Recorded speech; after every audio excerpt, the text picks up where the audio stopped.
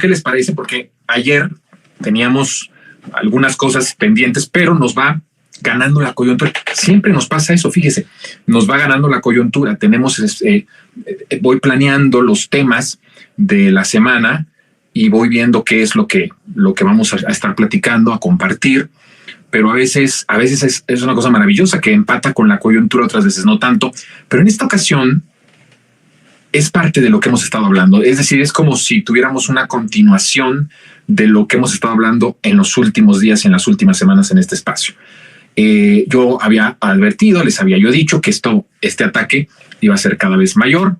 Hablé yo de un complot que otra vez vamos a empezar a amarrar los hilos sueltos de todas las propuestas de hipótesis. Me gusta llamarle propuestas porque eso conlleva una parte de que no le ponemos este tufo autoritario que tienen muchos que están en algún lugar de influencia, en las redes sociales, en algún programa, en la televisión o en la radio, sobre todo en la parte comercial, ¿no? En los medios hegemónicos, de que piensan que lo que dicen son las verdades absolutas y eso no es así. Entonces, por eso siempre a mí me gusta mucho hablar de propuestas, de hipótesis que se van confirmando, pero que tenemos que trabajarlas y tenemos que amarrar los hilos. Y hoy quiero amarrar el hilo o los hilos del complot internacional. Hace unos días yo les había hablado aquí en este espacio y les había dicho que lo que pasó con este calumniador reportaje, entre comillas, que inició con esto de la DEA, esta filtración sobre la campaña de 2006, era un complot internacional en donde mucho tenía que ver Calderón y en donde mucho tenía que ver Estados Unidos, el Departamento de Estado y, por supuesto, algunas agencias de seguridad como la DEA. Por otro lado, también hablamos de Xóchitl. Esto fue, me parece que el martes, lunes o martes, en donde hablamos que ya por fin la campaña de Xóchitl tiene un objetivo, que es el ser receptora de dinero. Miren, toda la escalada del trending topic que se va armando de narcopresidente AMLO, 1, 2, 3, 4, 5, y que van a seguir extendiéndolo.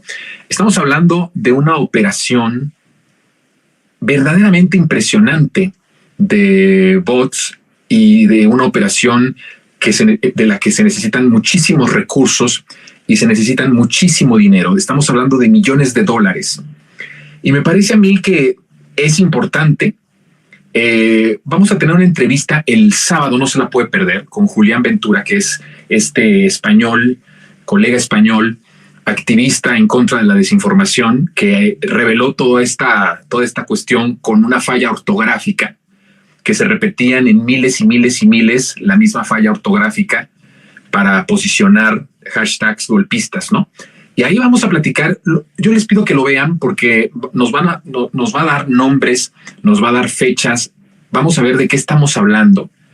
Le pregunto a este activista, a este referente de las redes sociales, que en comparación con otras operaciones a nivel Latinoamérica, ¿cómo ha visto lo que está pasando en nuestro país? Y la respuesta es escalofriante. Por eso yo les pido que el sábado a las 16:30, no es cierto, estoy dando mala fecha, el lunes, perdón, esto lo vamos a tener el lunes a las 10 de la noche en Capital 21 Televisión Abierta o en las redes sociales para todo el mundo de Capital 21, puedan ustedes ver esta entrevista, porque es muy importante y muy ilustrativa de esta estrategia.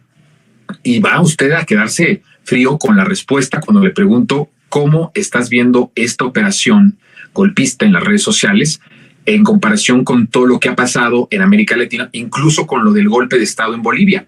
Y la respuesta da para que nos pongamos las pilas y para que reflexionemos y nos activemos. Pero eso usted lo va a poder ver el lunes, no se lo puede perder a las 10 de la noche.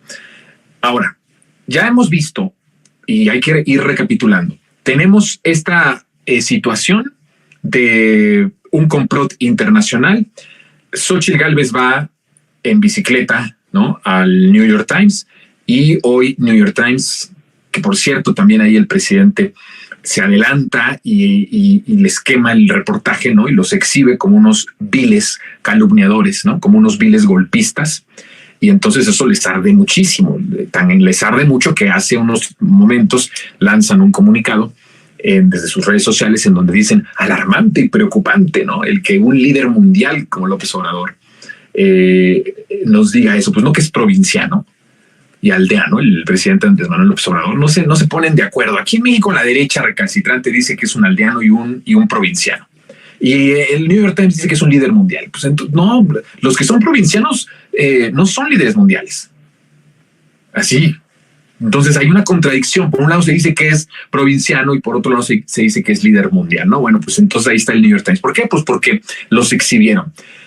Pero el punto, más allá de eso, que sí vamos a tocarlo, con lo que quiero iniciar es el punto del complot internacional, que lo veamos en la magnitud. Ya habíamos dicho nosotros que esto es un complot y que Calderón había hecho posiblemente el contacto con la DEA de todo lo que se originó en la DEA, tanto en la elección de 2006 como la de 2012 y el 2018. Pero ojo que es ilustrativo que el primer golpe haya sido con la elección de 2006, en donde Calderón hace un fraude y en donde se desata una guerra de exterminio con las armas que permiten las agencias de seguridad de Estados Unidos y específicamente con la DEA, en donde tiene una relación pues bastante buena con Felipe Calderón. Entonces toda esa línea hay que seguirla.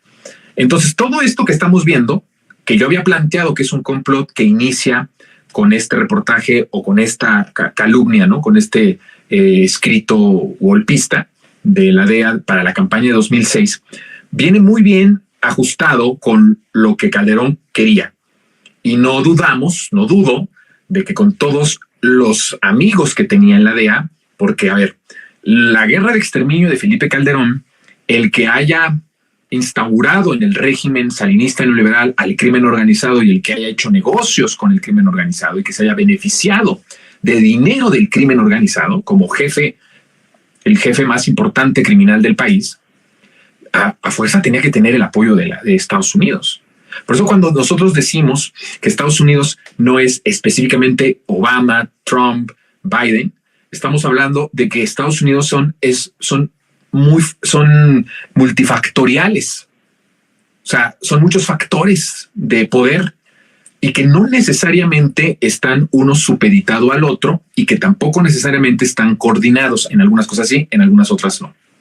Entonces, cuando hablamos de estos factores de poder de Estados Unidos, estamos hablando de que a lo mejor no todos, pero sí algunos sabían perfectamente de toda esta situación de la guerra de exterminio de Calderón. De hecho, bueno, pues la guerra de exterminio de Calderón, así como el régimen salinista neoliberal, es un postulado que además el presidente lo dice en estos días, Fondo Monetario Internacional, Banco Mundial, ¿no? Que estamos bajo el yugo de esos organismos económicos del gran capital internacionales, ¿no?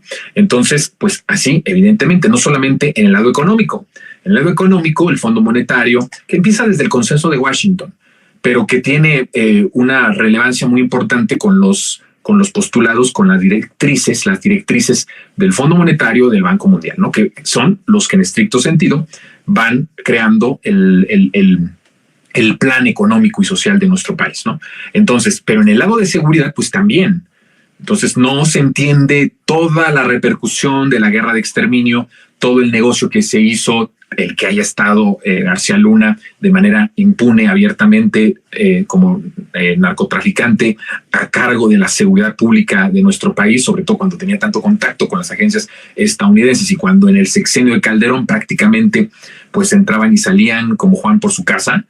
Entonces, pues evidentemente que hay una parte de esos factores de poder de Estados Unidos que sabían y que estaban en una coordinación y hasta en un pacto con Felipe Calderón, cuando Calderón se asume y toma el control del crimen organizado en el país.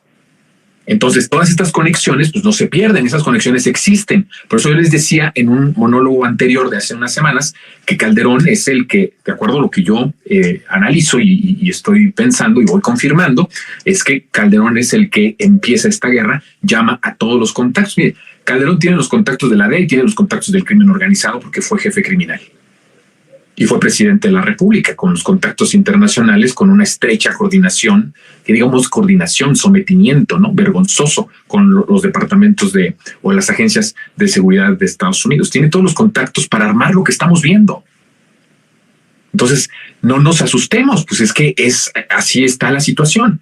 Entonces, yo he dicho y propuse, Calderón es el que le habla al departamento a la DEA, echa a andar la guerra sucia, se reúne con Xóchitl Gálvez, luego Xóchitl Gálvez va a Estados Unidos, primero va a Estados Unidos, pues va con Calderón, en Estados Unidos va con New York Times. ¿Qué habló con la gente de New York Times? No lo sé, pero podemos intuir que mucho de lo que estamos viendo hoy, exactamente hoy, que es jueves 22 de febrero, 3:17 de la tarde, pues exactamente es mucho de lo que a lo mejor dijo ahí Xóchitl Gálvez con los magnates, los meros de este pasquín inmundo internacional, porque no solamente hay pasquines inmundos nacionales, también los gringos son pasquines inmundos, aunque tengan mucho prestigio internacional, ¿no?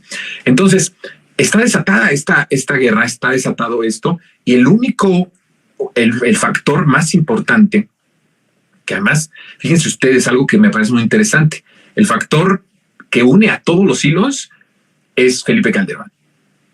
La reunión de Xóchitl con Felipe Calderón es importantísima para todo lo que estamos viendo, para todo lo que ya había acontecido y para todo lo que hoy está aconteciendo y para todo lo que vamos a ver que va a acontecer en las siguientes semanas y en los siguientes meses, que van a ser meses con el objetivo principal de impedir que se logre la votación que se necesita para lograr el plan C, ¿no? Que eso es algo importantísimo.